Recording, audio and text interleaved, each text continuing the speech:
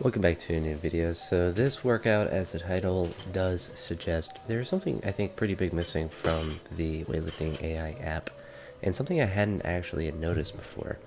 And that would be pause back squats and pause front squats. Pretty generic movement, not really one that's uncommon to see in almost any program, but they're not included, at least when I search for it in the different ways. I can search pause and it doesn't come up, paused with a D at the end, that doesn't come up, and when I search back squat or front squat or just back or front, it doesn't show up as well. So my assumption is not in the app. Now, that isn't really the important part of what's missing, I suppose. The more important part is that it gave me a bizarre movement. So yesterday, I had that heavy Saturday, and on this day it was just supposed to be a mostly normal workout.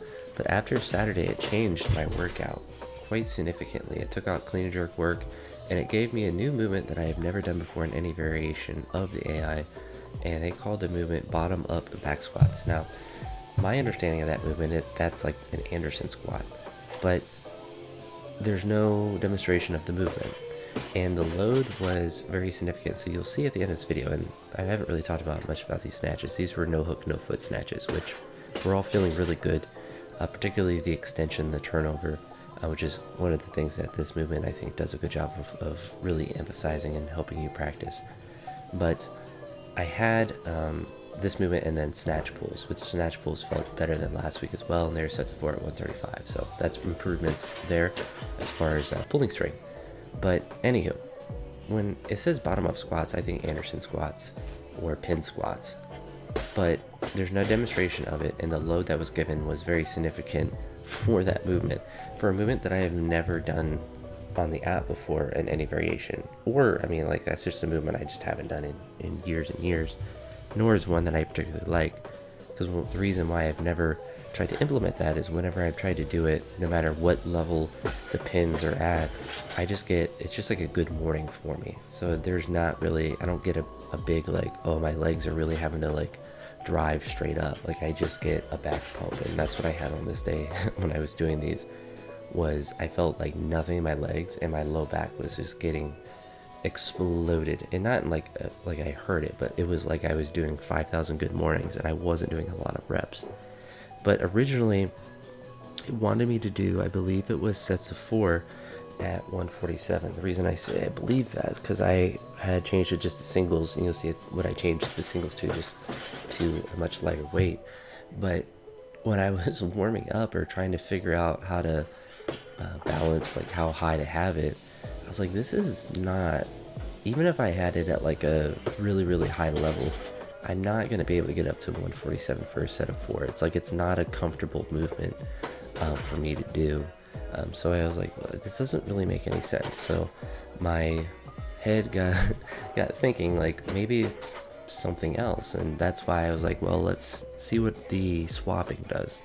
When you swap, and I can look at it right here. Right now the swap has bottom up back squat, regular back squat, regular front squat, which makes sense if it's a squatting variation.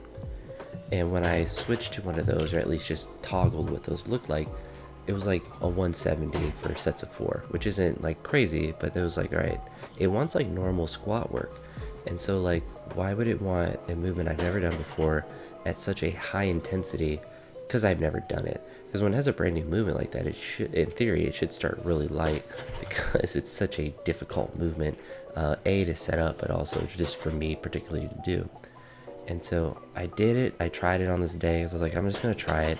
It could be all right. But then with my back just getting so pumped from it, I was like, I'm not doing a sets of 4. Like, I'm just gonna work my back, and I don't need to work my back anymore. Like, I just did pulls right there, and you'll see here I even missed this rep. Like, I tried to sit off from the bar, but then I just lost my balance, and I couldn't figure out how to get back up. It was a very weird feeling because it's such a light weight, but I probably could have, done a literal good morning and got it back up. But I was like, yeah, this is not the play. So I redid it. I added, as you see, the plate there just to experiment.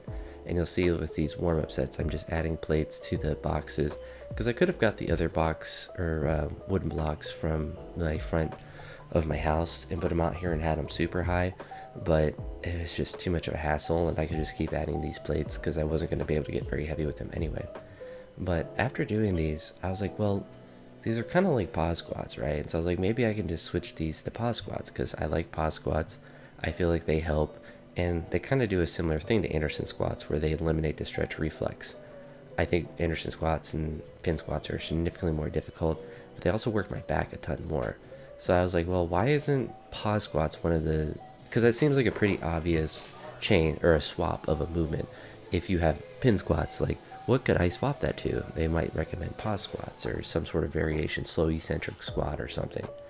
But then I looked like on the app, and there's no pause squats of any kind. There's pause movements, but not pause squats. And so I was like, well, maybe these are just not typed into the app correctly, and they mean pause squats.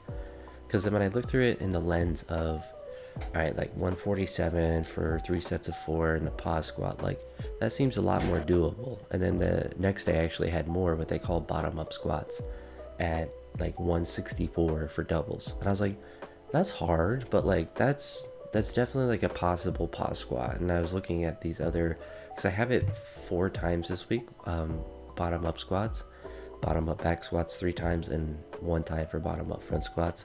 And I looked, I'm like, these could mean bottom up, but I'm just going to do pauses because it seems like that would be, it would make more sense for the load that they gave.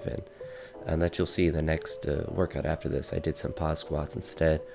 And I think that instead of bottom up squats, I'm just going to do pause squats and just treat them the same way. When they give me quote unquote bottom up squats, I'm just going to do pause squats and then just add them in there because it has it treated like a normal strength movement where you put your reps in reserve and stuff. So it will still program the same whatever movement that you have in, as far as like increasing the load if it's easy or whatnot. But I thought that was a rather interesting change because if you look at my screenshot, it does say back squats, but it did change in my app between Saturday and Sunday when I woke up. So I don't know why it did that, or what changed. I don't know if it was based on my Saturday training or if there's some sort of update. But yeah, that was a pretty weird change because I didn't have any bottom up squats, and it changed to having it 4 times in the week. So I'm just going to do pauses. I think that will be a better movement to do anyway than Anderson squats. It'll be a lot easier setup, and I think it will work the same things as an Anderson squat would be trying to work anyway. But anywho, hopefully you found this video a little bit interesting. It's not too often I find like a pretty big flaw in the app. Most of the stuff works pretty well. It's just little stuff like I think I've talked about having RAR for pulls, and I think that was one of the big ones. And also calculating volume and misses with cleans and jerks as separate movements. I think that was the other big one as well. But yeah, interesting stuff. But anywho, that's it for this one. I'll talk to you on the next video. Peace.